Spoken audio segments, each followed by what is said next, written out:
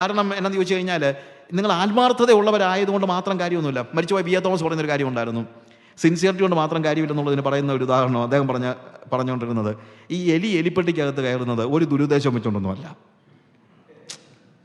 ദുരുദ്ദേശത്തോടുകൂടി ആത്മാർത്ഥതയോടാണ് കയറുന്നത്. പക്ഷെ കയറിക്കഴിഞ്ഞാൽ ടപ്പ്.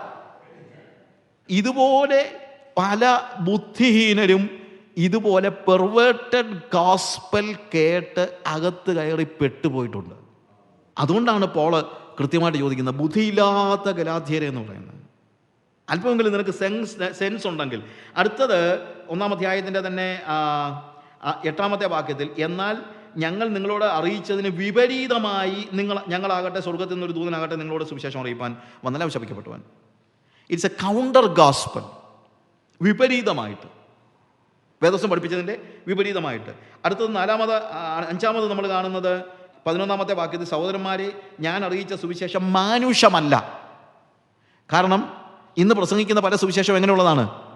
മാനുഷികമാണ്. മനുഷ്യനെ പ്രസാദിപ്പിക്കാനും മനുഷ്യനിലാണ് ബേസ് ചെയ്തിരിക്കുന്നത്.